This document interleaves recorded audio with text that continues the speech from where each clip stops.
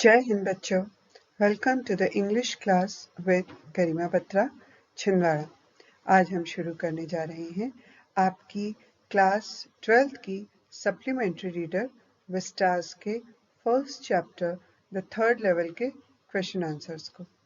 आगे बढ़ने से पहले इस चैनल को सब्सक्राइब करना ना भूलें, क्योंकि आपको इसी चैनल पर क्लास 9th, 10th, 11th और 12th के सभी लेसन्स के एक्सप्लेनेशन और उनके क्वेश्चन आंसर मिलेंगे हिंदी अर्थ के साथ।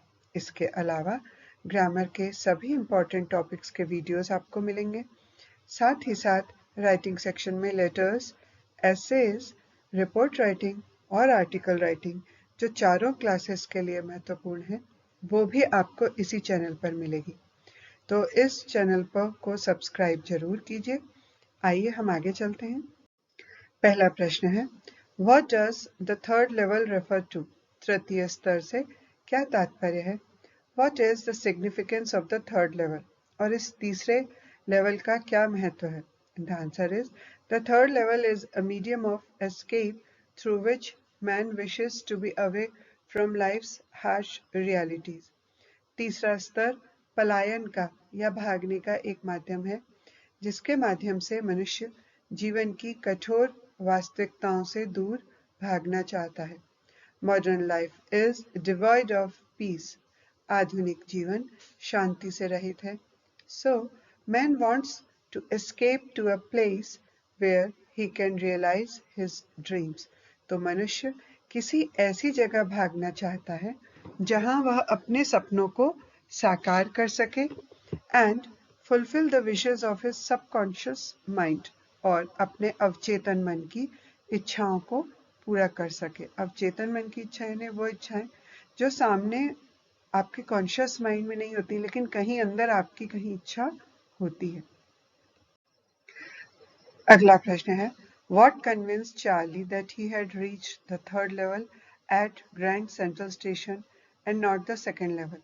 किस बात ने चार्ली को आश्वस्त किया कि वह ग्रैंड सेंट्रल स्टेशन पर तीसरे लेवल पर पहुंच गया है, दूसरे लेवल पर नहीं?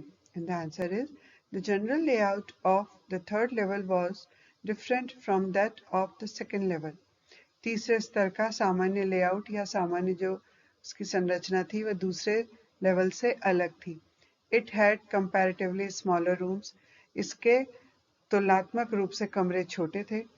फ्यूअर टिकट विंडोज, टिकट की खिड़कियां कम थी। एंड लेसर ट्रेन गेट्स, और कम ट्रेन के गेट थे। The information booth is the centre was made of would and looked old. जो बीचों बीच में सूचना का केंद्र बना था, बूथ बना था, वो लकड़ी का बना हुआ था और पुराना लग रहा था। The place with its brass spittoons did not look very bright. और जो पीतल के थूकदानों वाला स्थान था वो भी बहुत ज्यादा उज्जवल चमकीला नहीं दिख रहा था। So Charlie was convinced it was not the second level, और इसीलिए चार्ली आश्वस्त था कि ये दूसरा लेवल नहीं था। नेक्स्ट क्वेश्चन है, how does Charlie the narrator describe the third level at Grand Central Station? जो वर्णन करता है चार्ली, वो ग्रैंड सेंट्रल स्टेशन के थर्ड लेवल का वर्णन कैसे करता है? And the answer is, Charlie says that the rooms on the third level were smaller than that of the second level. Charlie का कहना है कि तीसरे लेवल के जो कमरे थे दूसरे लेवल की तुलना में छोटे थे। There were fewer tickets windows, वहां पर जो टिकट विंडो थी, टिकट की खिड़कियां थी, वो कम थी। एंड ट्रेन गेट्स, और ट्रेन गेट्स भी कम थे। And the information booth in the centre was of would and old looking, और जो बीच में सूचना का केंद्र था वो लकड़ी का बना हुआ था और पुराना था। There were open flame gas lights, वहां पर खुली लौ वाली गैस लाइटें थी। एंड ब्रास पिटन्स, और पीतल के थूकदान थे ऑन द फ्लोर, फर्श पर। Everyone at the station was dressed in 19th century dresses. और स्टेशन पे जितने भी लोग थे उन्होंने 19वीं सदी की पोशाकें पहनी हुई थी। पिछले दोनों प्रश्नों के उत्तर आप देखेंगे, सेकंड के और थर्ड के, तो वो बिल्कुल सेम है। आप चाहें तो एक ही उत्तर याद करें और उसी को लिखें। इसी तरीके से ये वाला भी जो उत्तर है, इसे अगर आप याद करते हैं तो आपके कई प्रश्नों के उत्तर लिखने में ये काम आएगा। तो एक कुछ लिमिटेड क्वेश्चंस के आंसर हैं जिन्हें याद करने के बाद आप लगभग सभी प्रश्नों के उत्तर लिख सकते हैं। How did Charlie make sure that he was not in the present time? Charlie ने ये कैसे सुनिश्चित किया कि वो वर्तमान समय में नहीं था? Answer is to make sure, ये निश्चित करने के लिए that he was not in the present time, कि वो वर्तमान समय में नहीं है. Charlie looked at the newspapers. Charlie ने समाचार पत्रों को देखा which were on sale there, जो कि वहाँ पर बिक रहे थे, and found a copy of the newspaper, और फिर उसने एक समाचार पत्र द वर्ल्ड की कॉपी को प्राप्त किया, which carried the main story on President Cleveland, जिस पर कि राष्ट्रपति क्लीवलैंड की मुख्य कहानी छपी हुई थी. Then he confirmed from the public library files that the newspaper he had seen was dated 11th June 1894. और इसके बाद उसने पब्लिक लाइब्रेरी की फाइलों से पुष्टि की कि जो अखबार उसने देखा था वो 11 जून 1894 का था. How did Charlie often get lost on the Grand Central Station? Charlie Grand Central Station पर कैसे खो जाता था अक्सर? The answer is the Grand Central Station was growing like a tree, pushing out endless corridors, doorways and stairs like roots. Grand Central Station एक पेड़ की तरह बढ़ रहा था, जैसे पेड़ की जड़ें और शाखाएं सब तरफ बढ़ती रहती हैं, उसी तरीके से इसमें भी अंतहीन गलियारे, दरवाजे और सीढ़ियां लगातार फैलते जा रहे थे. It had intricate and tangled pathways. इसमें जटिल और पेचीदा रास्ते थे. The network of passages was so complicated, और जो उसमें रास्ते जो थे वो इतने जटिल थे, that instead of reaching his destination, कि अपने गंतव्य स्थल तक पहुंचने के बजाय one did tend to move up and down to look for entries and exits. व्यक्ति को प्रवेश और निकास की तलाश में ऊपर नीचे जाना पड़ता था. So Charlie often get lost on this station, और इसलिए चार्ली अक्सर इस स्टेशन पर खो जाता था. Why did Charlie suspect that Sam had gone to Galesburg? Charlie को ऐसा संदेह क्यों हुआ कि सैम गेल्सबर्ग में गया है? And the answer is when Sam disappeared all of a sudden, जब सैम अचानक से गायब हो गया, and no one knew about his whereabouts, और किसी को भी उसके ठिकाने के बारे में नहीं पता था. Whereabout यानी ठिकाने. Charlie suspected he had gone to Galesburg, तो चार्ली को ये शक हुआ कि सैम गेल्सबर्ग गया हुआ है. As Sam was a city boy, क्योंकि सैम एक शहर का लड़का था, and liked Galesburg very much, और उसे गेल्सबर्ग बहुत ज़्यादा पसंद था. Then Charlie found an envelope mailed to Sam by his grandfather from his home in Galesburg. इसके बाद चार्ली को गेल्सबर्ग स्थित अपने घर से सैम को उसके दादा के द्वारा भेजा गया एक लिफाफा मिला. And so it confirmed that Sam was indeed in Galesburg, और इससे पुष्टि हुई कि सैम वास्तव में गेल्सबर्ग में था. अगला प्रश्न है, how does Charlie describe Galesburg as it used to be in 1894? Charlie Galesburg का वर्णन कैसे करता है जैसा कि 1894 में हुआ करता था? And the answer is Charlie describes Galesburg as a quiet, simple and peaceful place. Charlie ने गेल्सबर्ग को एक शांत, सरल और शांतिपूर्ण जगह बताया.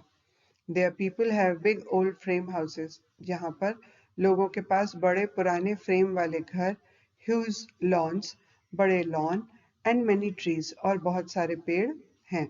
The summer evenings were rather long, and people sat out on their lawns in a peaceful world.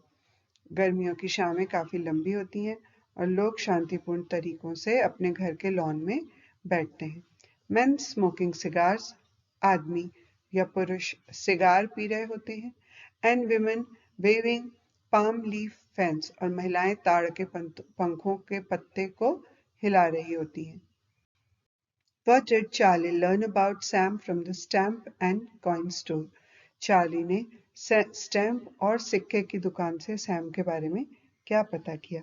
And the answer is Charlie gets to know, Charlie को पता चलता है from the stamp and coin store, ticket से और सिक्कों की दुकान से that कि Sam had bought old style currency कि सैम ने पुराने तरीके की मुद्राएं खरीदी थी वर्थ $800 जिसकी की कीमत थी $800. This money was sufficient to set him up in a little hay. और ये पैसा उसे गेल्सबर्ग में उसके लिए भोजन feed and grain business in Galesburg उसे घास चारे और अनाज के व्यवसाय में स्थापित करने के लिए पर्याप्त था.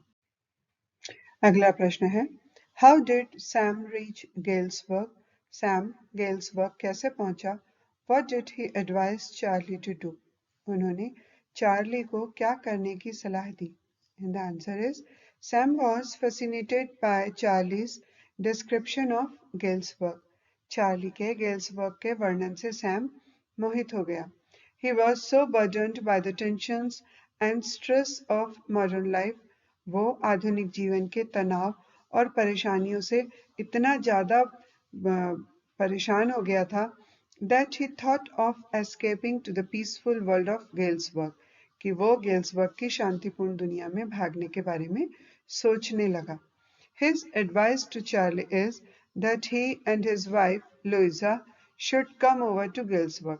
चार्ली को उसकी सलाह थी कि उसे चार्ली को और उसकी पत्नी लुइसा को गेल्सबर्ग जरूर आना चाहिए through the medium of the third level तीसरे स्तर के माध्यम से. अगला प्रश्न है Why did the booking clerk refuse to accept the money? Booking clerk ने पैसे लेने से इनकार क्यों किया. And the answer is the booking clerk refuses to accept the money. Booking clerk ने पैसे लेने से इनकार कर दिया बिकॉज क्योंकि the notes Charlie had given him were of different style. क्योंकि चार्ली ने जो नोट उन्हें दिए थे वो अलग तरीके के थे. He did not pay in the currency notes that were in circulation in 1894. उसने उन नोटों में भुगतान नहीं किया जो 1894 में चलते थे. So the clerk refused to accept the money. और इसीलिए क्लर्क ने पैसे लेने से इनकार कर दिया. अगला प्रश्न है Why did Charlie rush back from the third level? Charlie तीसरे स्तर से पीछे क्यों भाग गया. And the answer is when Charlie took out the modern currency to pay for the 2 tickets to Galesburg, the ticket clerk accused him of trying to cheat him. जब Charlie ने Galesburg के 2 टिकटों का भुगतान करने के लिए आधुनिक मुद्रा निकाली तो टिकट क्लर्क ने उस पर धोखा देने की कोशिश करने का आरोप लगाया. He threatened to hand Charlie over to the police. और उसने चार्ली को पुलिस को सौंपने की भी धमकी दी. Charlie was frightened. चार्ली डर गया था and rushed back from the third level. और इसीलिए वो थर्ड लेवल से भाग गया. Lest he was arrested and put into prison. कहीं ऐसा ना हो कि उसे गिरफ्तार करके जेल में डाल दिया जाए. अगला प्रश्न है How did Charlie reach the third level of Grand Central Station? Charlie grand central के तीसरे स्तर तक कैसे पहुंचा. And the answer is one night Charlie worked till late at the office. एक रात चार्ली ने ऑफिस में देर तक काम किया. Then he was in a hurry to get back to his apartment. और फिर उसे अपने अपार्टमेंट में वापस जल्दी जाने की जल्दी थी. So he decided to take the subway from Grand Central. और इसलिए उसने ग्रैंड सेंट्रल से मेट्रो लेने का फैसला लिया. He went down the steps and came to the first level. वह सीढ़ियां उतरकर पहले स्तर पर आ गया. Then he walked down to the second level from where the suburban trains left. फिर वो दूसरे स्तर पर चला गया जहां से उपनगरीय ट्रेनें निकलती थी. He ducked into an arched doorway that headed to the subway. इसके बाद वो एक गोल आर्क वाले मेहराबदार दरवाजे में घुस गया जो कि सबवे की तरफ जाता था. Then he got lost. और फिर वो खो गया. Knowing that he was going wrong, he continued to walk downward. उसे मालूम था कि वह गलत जा रहा है, फिर भी वो नीचे की तरफ चलता रहा.